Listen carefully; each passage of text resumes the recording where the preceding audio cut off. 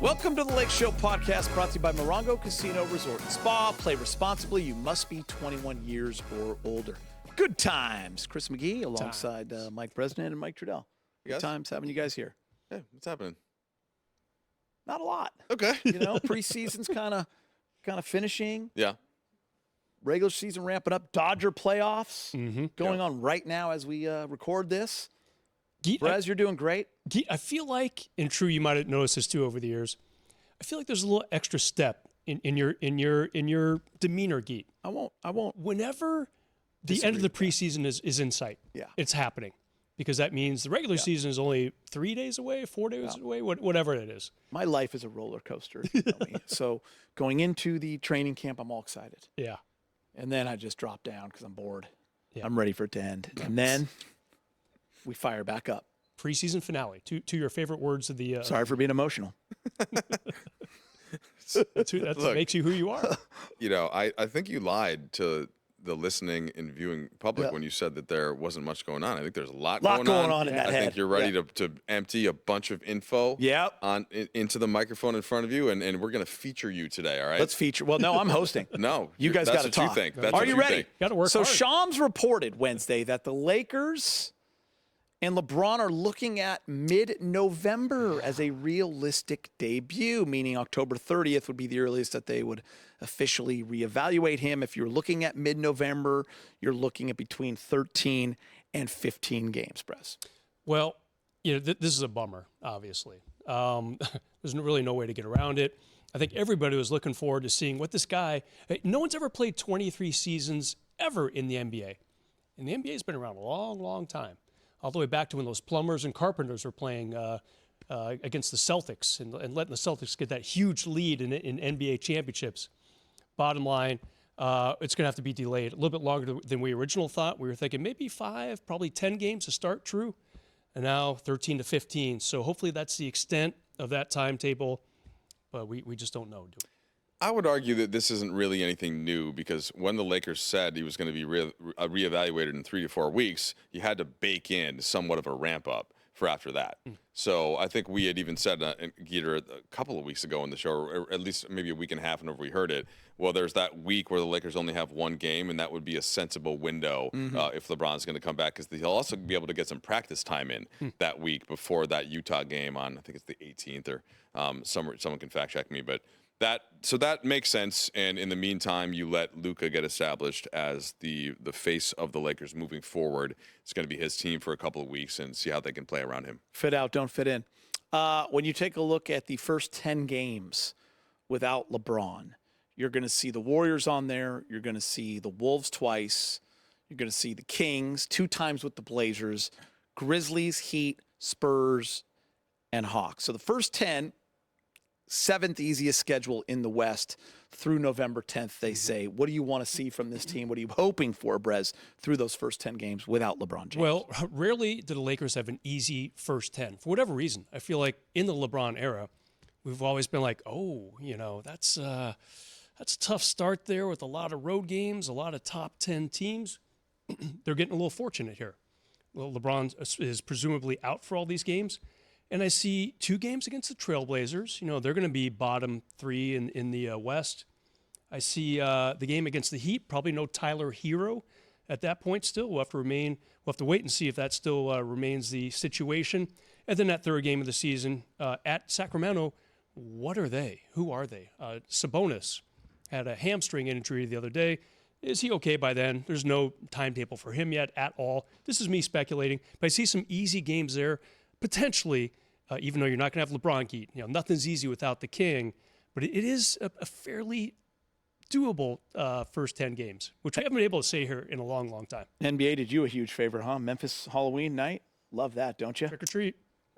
I would prefer a night off, wouldn't you? Not complaining. Okay, I love my job. It is tough being away from the kids on Halloween. Yeah. But we are here for Thanksgiving and Christmas. Yeah. So you lose some, you win some. What you can get. What do you look at when you see those 10 games? I know you're excited to see the Spurs. You got the T-Wolves are going to be very good. Obviously the Warriors. Yeah. What are you hoping to see?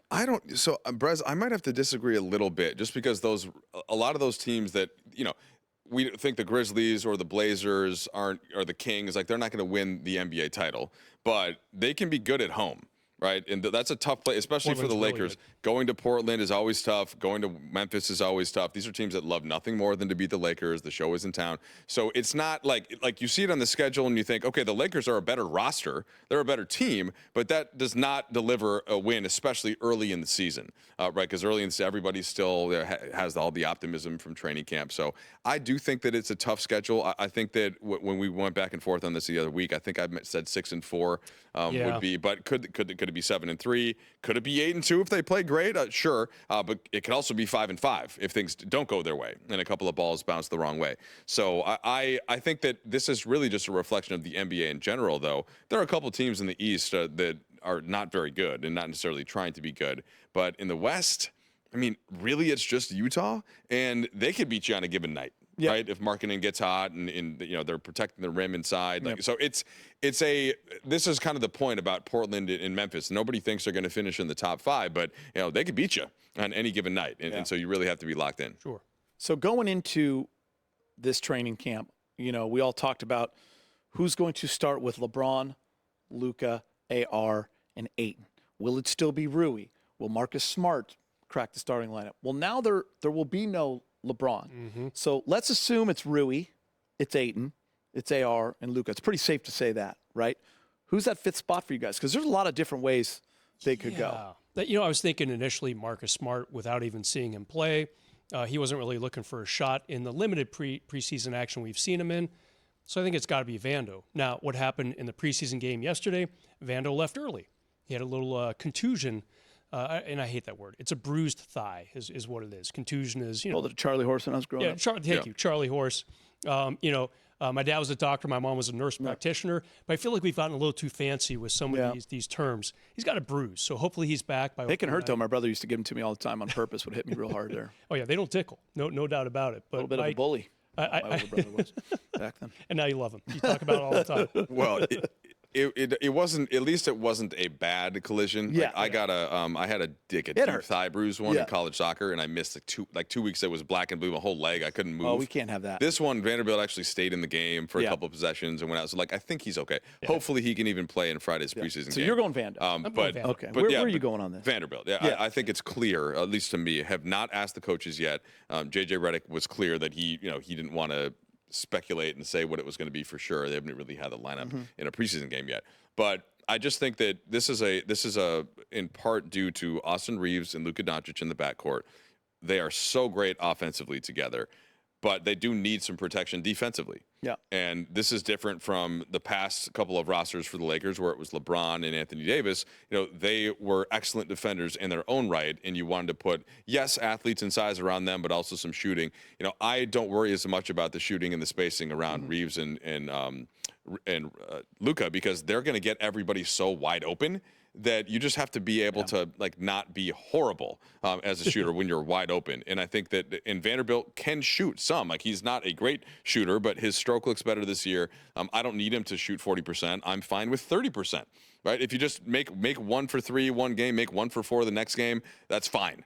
And if you make 3 for 4 a game, the Lakers will probably win that game. Probably win that game. So, what you do need, though, is the on-ball defense that he provides, especially until Marcus Smart kind of gets up there. He played 20 minutes in the preseason. He's not ready to me yet for a big role in minutes, and it's not like he's been playing a ton of basketball in the offseason. He's been dealing with the Achilles tendinopathy. So I think that Vanderbilt, he's the only player that can really execute what they need on the perimeter defensively. If LeBron's in the game, is Rui your fifth guy, or do you still think Vando could make a play for that because of the defensive need? I think you start with Rui. I think that he's earned that right. I think that you can start even just kind of going a little bit more in the offensive direction, get Rui going early, get him some of those shots. He looks locked in right now from the perimeter and in the mid-range. And then if you want to come in early with a Vanderbilt or a Marcus Smart, that's fine. If you want to close the game that way. And in certain matchups could dictate otherwise, where there's a particular player that you want Vanderbilt to chase around, say the Warriors, and I get that they play them opening night. That's the other reason why I'm thinking Vanderbilt, because Vanderbilt is one of the few guys that can kind of hang running and chasing Steph Curry. And by the way, Austin Reeves is good at that too. That's one of the things he does well. Yeah. But so to me, it's Vanderbilt early, and then when LeBron gets back, we'll see. I mean, who knows who's going to be playing what then. So our next kind of topic is closing lineups. We like to play this game before regular season starts. You got to give me one with LeBron and without. So we're going to go these first 14, 15 games. Is there a lineup you want to see? We're talking last 5 minutes of the game. And by the way, you could give me a couple different combinations if you want, or are you just going straight up starters? Okay, starters, I would probably kick out Vando because you need another shooter. Maybe put Jake LaRavia in there. I've seen a couple things from him defensively. Again, we always say this whenever the Lakers get a new guy. We watch them from afar, and then when they're finally on the Lakers, it's like, okay, this guy can do this and that, and you're kind of impressed. And I feel like Jake, he's been a little bit better defensively than I would have thought watching him from way out here his first couple years in the league. So maybe LaRavia subs in for Vando. Keep Rui. He's scoring at all 3 levels in the preseason. Yeah. I'm impressed with Rui. He's got to do a little bit more of the intangibles, the rebounding and the assists and that type of thing. Obviously, Luka and AR. And who's the 5th, True? Who am I missing right now? Aiden. Aiden. Yeah. I guess you have to have someone big in there. I guess you choose him over. We haven't even seen much of Maxi Kleber at all. So if he can get out there and rediscover what he had a couple years ago with the Mavericks, with spacing the floor, if the Lakers are down, maybe he's your big that you put in there instead of Jackson. And obviously Aiden, who just don't have the 3-point. Yeah, I guess it's based on need too. That's why you could see a Gabe or a Marcus Smart. Yeah, I like the Gabe idea. Defensive purposes. But if you're just going right now, Mike, first game, 5 minutes left, it's a decently close game. No, I mean my answer won't change much for starting closing. Like just in think of what the best group is going to be, and this is assuming when LeBron's in the game. Yeah. So if you have LeBron, you have Luka, you have Austin Reeves. Neither one of those 3 is going to pick up the best perimeter threat and kind of guard him 94 feet or even in the half court. I think Reeves could probably do that the best. That means that I need either Vanderbilt or Marcus Smart if Marcus Smart can show that he's kind of at that level defensively or at least close to it at what he used to be. So right now I know Vanderbilt can do it. He gets the job to start. Once we've seen that Marcus Smart can still do it, then it's a conversation. And how is Marcus Smart shooting? What if Vanderbilt shoots the ball really well in the first part of the season? Then, that could entrench him to a certain extent. But I think that generally speaking, Smart is a better 3-point shooter than Vanderbilt. He has been thus far in his career. But, he's not a knockdown 3-point shooter. And yet you don't need a knockdown 3-point shooter if you have Reeves and LeBron and Luka out there because they're going to get such open looks that any NBA player is capable of hitting that for the most part. Now everybody can shoot. Like that's the thing. You can't even be in the NBA if you can't shoot a little bit. So I don't over-index towards it too much. I have to support though what the Lakers have in the court with more defense and athleticism, and that's why I'm so high on Vanderbilt. As the preseason comes to a close, we got a couple minutes here still before we take a break. Your top takeaways, something that just jumped out at you. The offensive potential of Luka and AR in that backcourt, it's going to be crazy, especially minus LeBron for a little while here. Sounds like another month or so. These guys are so efficient and not a lot of time together in the 4th preseason game in Phoenix. It's like, oh, okay, this is something here. And AR is in a contract year. Of course, he can opt in next summer, but he's pretty much made it clear he wants to become a free agent. He is motivated next to a guy who's motivated for other reasons, Luka, with the revenge tour starting up here soon. It's been fun to watch. Again, very limited time together. Luka played under 20 minutes, I believe, in that game. You could tell that he and AR are really going to click offensively in that backcourt, Mike. And by the way, Luka has experience with a high-volume running mate with Kyrie. There you go. So he knows how to have chemistry with guys that have the ball. And before him, Jalen Brunson. Yeah. Good point. Yeah. So to me, we knew that Luka and Austin were really good, and I think Brett makes the point to highlight it. It's become even more clear in the preseason here, but we knew that. We weren't sure how DeAndre Ayton was going to look. I think that there was optimism based on circumstances, and obviously the contract situation weighs in, as it would for any player. But I just think he's excited to be here. He likes the spotlight. He likes the fact that he's got elite guys to get him the basketball now. Huge opportunity. He likes JJ Redick. Like he's just locked in right now. And you combine that with the fact that he is huge. Yeah. He's got great hands. He's got soft touch. Like there's a lot there. He's agile. He has all that. When you watch him, it's he's and there will be yeah. I can cut to people that I know that work for the Suns or the Blazers or just kind of from watching on League Pass, and like there are nights where he's going to be disappointing. There are nights where he's not going to bring it to the Kobe Bryant level of Mamba mentality. Like, not everybody is wired that way. And so there are some nights where you just see with all of the talent, well, can't there be a little more? But what he's going to provide for what they got him for, which was nothing, essentially, is going to be, I think, higher than some people expected. And to me, that was one answer we had to have this preseason. The next one is Marcus Smart, and I think we're all going to be locked in to see how he looks in his second game against Sacramento. Yeah, I'm excited to see that tomorrow night. That's kind of what I'm going to be looking for. All right, good work, guys. We're taking a break now, but when we return, we're playing a little bucket or brick. That's next. No, we're not doing that anymore, Brad. Welcome back to the Lakeshow podcast. If you're enjoying the show, you can check out more original podcasts from our Spectrum News journalists on the Spectrum News app. Just head to the podcast section to listen to the latest episodes. You can download the Spectrum News app on the App Store or Google Play. It's time now for a round of Bucket or Brick presented by Morongo Casino Resort and Spa. Play responsibly. You must be 21 years or older. Okay. Good times. Luka. This is his scoring in the last couple of seasons. All right. He's been fourth, if I'm reading this correctly. He's been second twice, Mike, in scoring. Bucket or brick. Luka will finish this season as the league's scoring leader. Braz, you go first. I'm going to bucket it mainly because he's going to have a 15-game head start without LeBron. LeBron's going to get his 20 to 25 points. It seems like that's going to keep going until he's 53 years old. So I think Luka's going to have a nice head start. He's going to have to score into the mid-30s, kind of like maybe some of his old Denver days if Kyrie wasn't playing and that type of thing. If Brunson was out, he's going to have to score in the mid-30s for this team to just stay up with other teams in those first 15 games or so. All right. Bucket or brick, Mike Trudell. Yeah, it's a fair argument. I will still brick this in deference to Shea, partially just because Shea scores so easily, and OKC doesn't have many other players that even like to score that much. He's going to get to the line, isn't he? He's going to get to the line. He's going to take his midi 15 times a game. He's going to finish at the rim. And I just think for Luka certainly could. He can score as many as he wants to. But we've noticed that he enjoys the pass as well. As he'll get underneath the rim and still make that. He loves that kick out to the corner three. And he's got Austin Reeves on his team. LeBron will be back. DeAndre Ayton can score. Right, much more so than whoever was playing center for the Lakers. Well, I should say whoever. Obviously, Anthony Davis at first, but then the trade, and then it was Jackson Hayes. So I just think that there are more capable teammates that can score, and Luka can lean into the passing a little bit more than Shea will. So Jackson Hayes shared this about his and Luka's relationship Wednesday night after the game. He said, "That's my guy. We're working on getting me a Slovenian passport right now so I can play with him next summer."